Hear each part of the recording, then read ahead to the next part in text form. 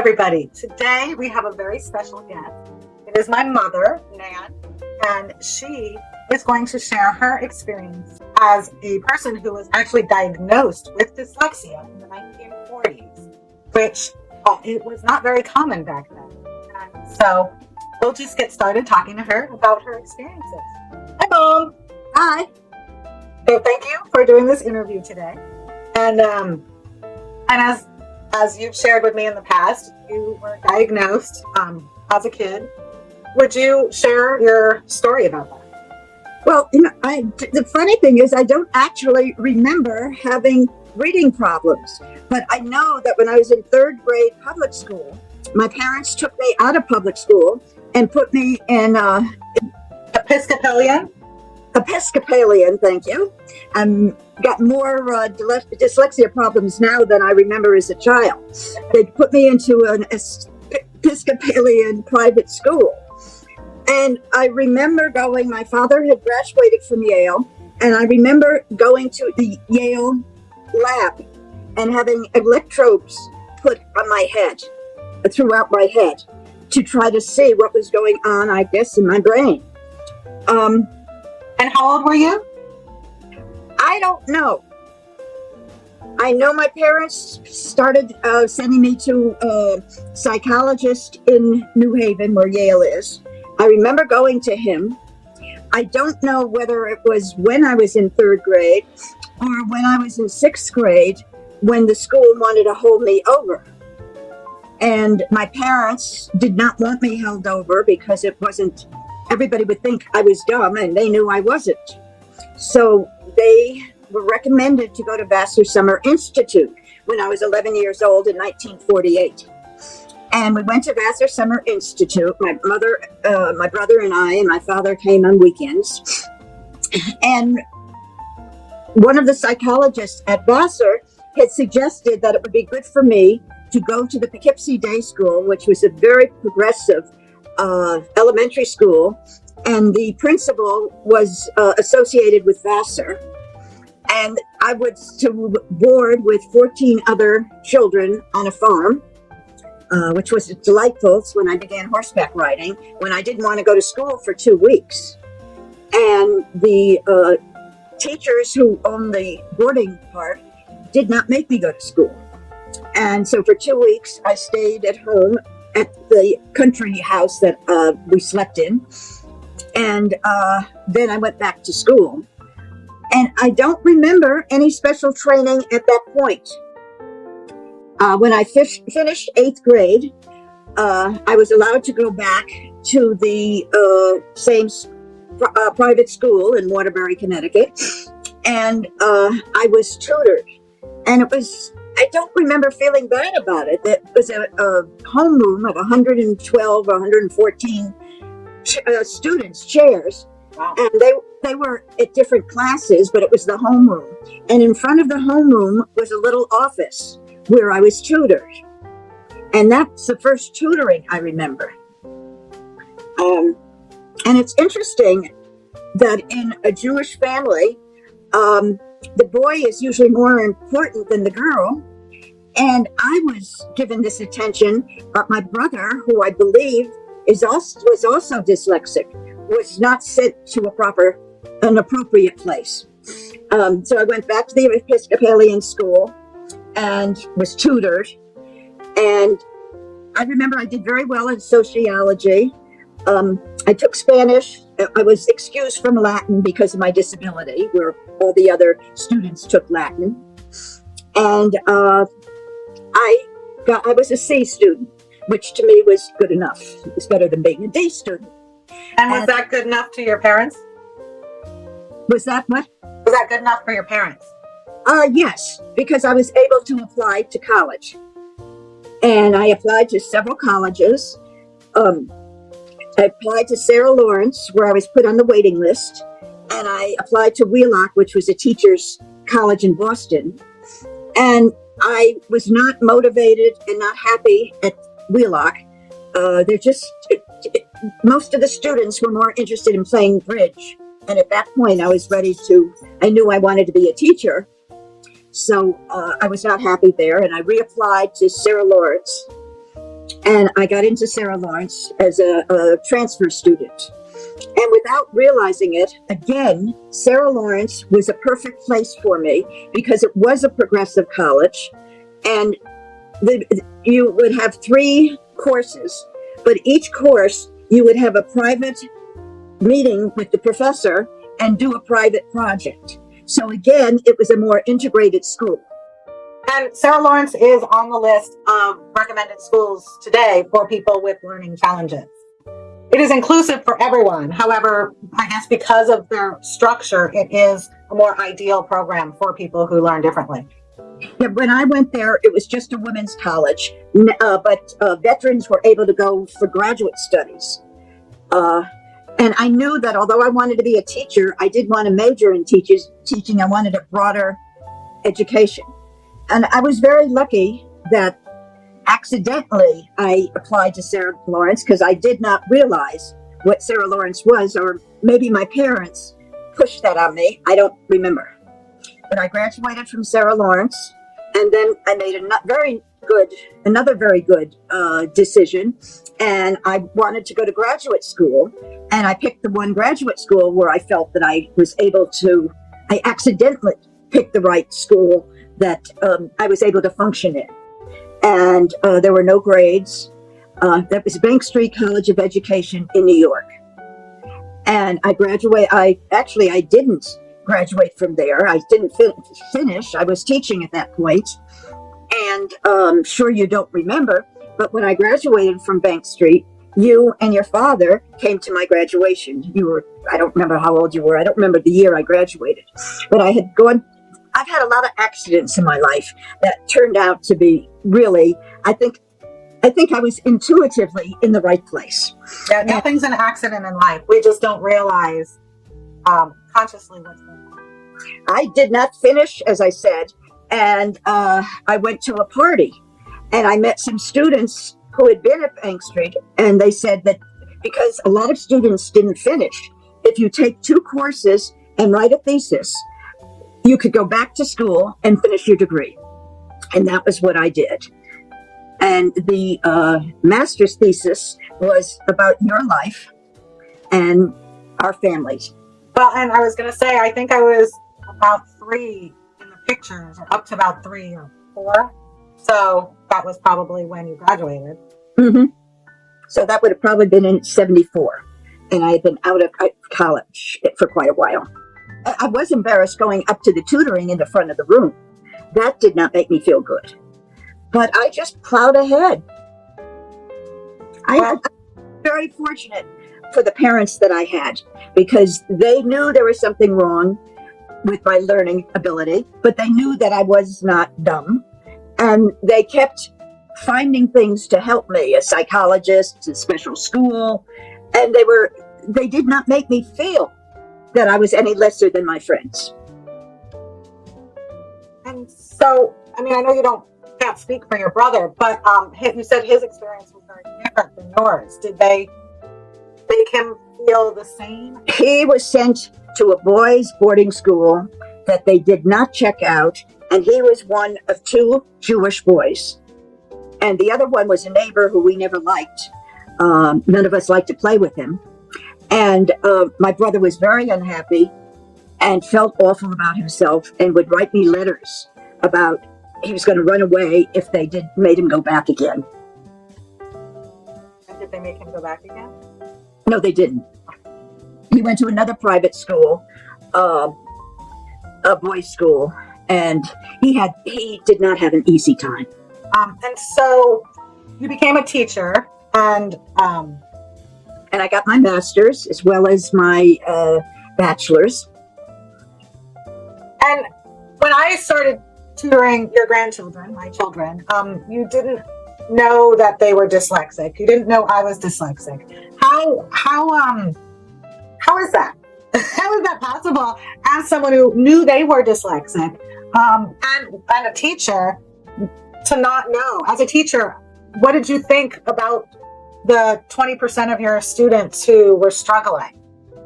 I always worked extra with the children that were struggling. I had some children that were more advanced, and I had a class that was mainly Latin immigrants from Mexico, Peru, Cuba, etc. And I would spend more time. The way I arranged my classes, they were more hands-on classes. So I would do an art class with them where I would read a book that had the illustrations were or could be an art project. So I would connect them. I would sit and talk. I would have a meeting at the beginning of class every day, and we would talk about the weather and different things, and I would write on the board so that they could see what I was talking about. And I also spent extra attention on one little boy who was way advanced, and I had recommended him for a special first grade when he goes on, because some of the others would fall to the less Fall through the cracks? Yeah. So I guess, well, number one, your students were younger, they were kindergartners, and number two, you taught them using your dyslexic out of the box thinking so that they were all able to be successful in their learning environment. I would say everything. I had a monolingual class, which means I was supposed to teach in English. But at the time, I was fluent in Spanish, or more fluent than I am at this time.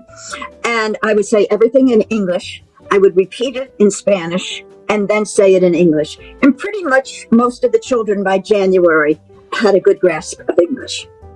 And I know you've said that the little kids who were not Hispanic also would learn Spanish. I had a little boy from India or Pakistan, and he had picked up some Spanish from my way of teaching. So he was trilingual in kindergarten. Wow. Well, I mean, that's the best time for kids to auditorily and verbally learn another language, because our minds are the most susceptible from birth to age 12 to learn a second language or a third language.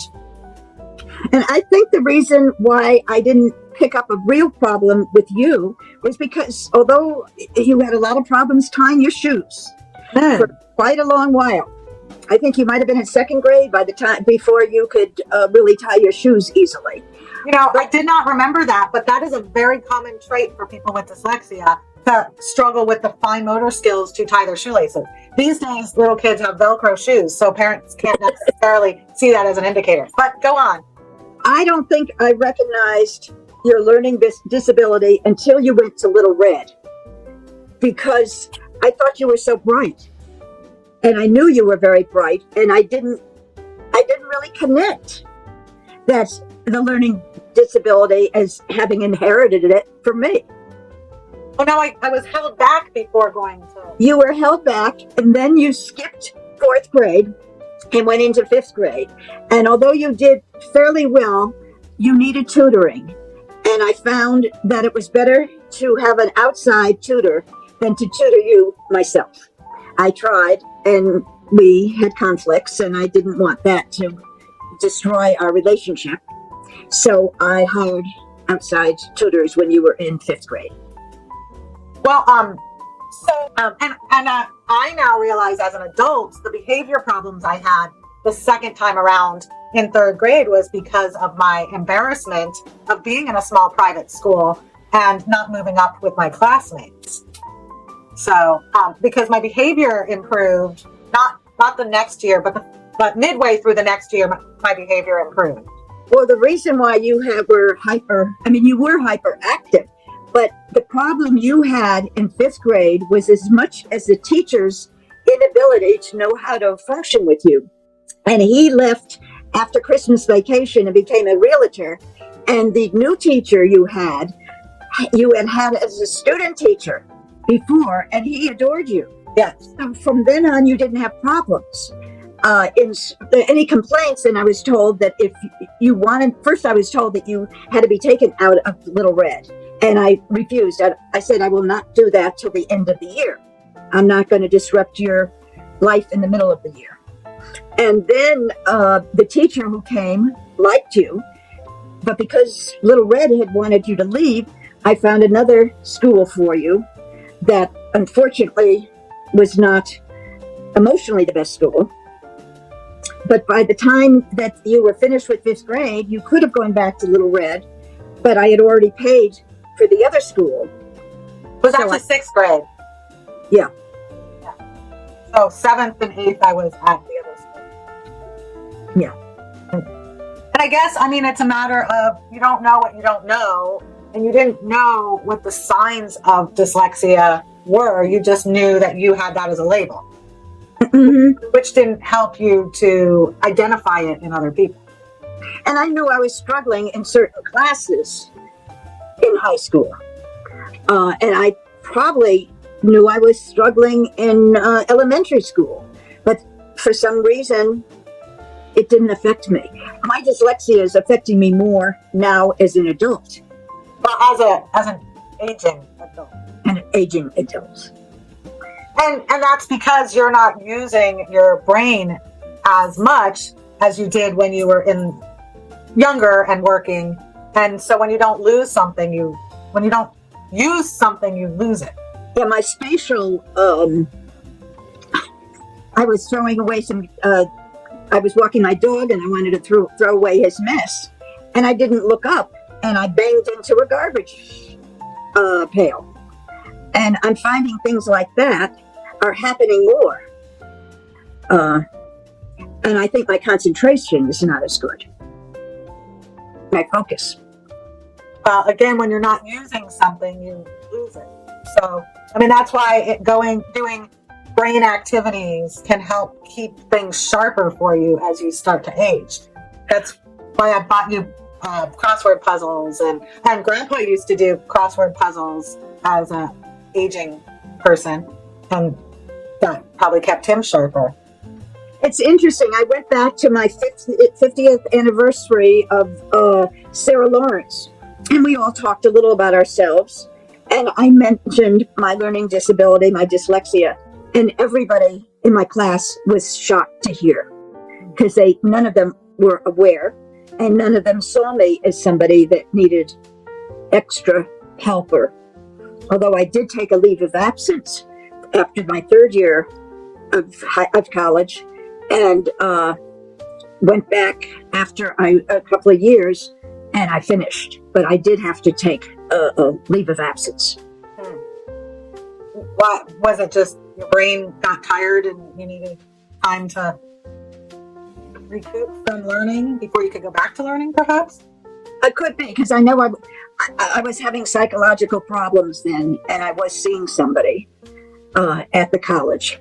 And then we had advisors at Sarah Lawrence, besides the individual work with our teachers.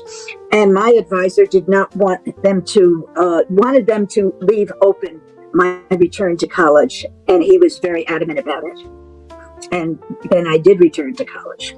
Before we close out, do you have any advice to individuals, parents, grandparents, teachers on what you've learned over the years about being a dyslexic, a mother of, a grandmother of, and a teacher?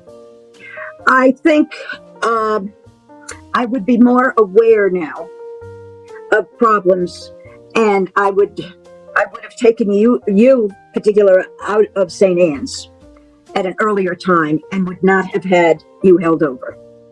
Yeah, I think holding students back is the worst thing. I mean, I made that mistake with one of my children too.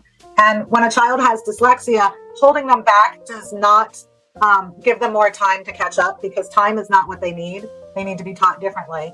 And it does really hurt the self-esteem and make for a harder experience. So it's an additional problem. Yeah. It's an additional problem.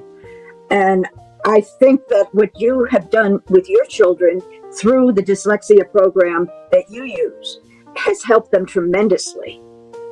Let's talk about that for a minute. So when I first wanted to start homeschooling, what was your feeling about that? I didn't believe in it, and I didn't think you should. And now, as a result of where your children are as adults, I think that you handled it very, very well. And I think your program helped them.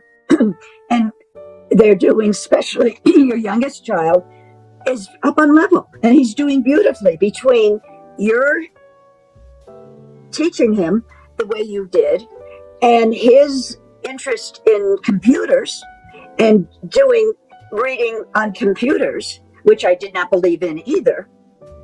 As a matter of fact, the year that I retired from teaching, the following year was the computers came into the school, and I really would not have wanted to do that with my children who had problems with the English language, and then to start with a computer. Instead of working with their hands and experiential learning, I don't think the computers would have been good for them. But I think your teaching and the computers helped your youngest son tremendously. And I now would recommend to any parent, homeschooling is the way to go. And it didn't take you long to change your mind either. I think it was only about a year. Yeah. What's that? I was around a lot, and I saw, the activities they were doing with homeschooling and the way you were teaching them, and I felt that it would be successful. I would recommend both homeschooling and your program to all children who needed a little special help. Well, thank you. Thank you for being the one who purchased the program for me to help my children. Well, I'm glad to be able to help you and work with you and help satisfy any urge you have. Well, yeah, I mean, really, you changed the trajectory of hundreds of kids' lives. Well, I'm happy I could do that, especially for my own grandchildren. Yes, which was, I mean, initially that was the only intention. Mm-hmm. And you've developed a program that has helped many children far and wide. Yeah. Well, thank you. Thank you for doing this interview with me today. I'm happy to be able to. I wish I could have given more information, but I was pretty innocent to my problems. Well, that's good. I mean, it's unfortunate that lots of children today, as young as kindergarten, are experiencing angst and embarrassment because of the way our educational system is set up, that they feel shame and they start feeling bad about themselves as human beings as young as 6 years old. Mm-hmm. So, it's good that you were sheltered from that and weren't scarred that way. Thank you. You're welcome.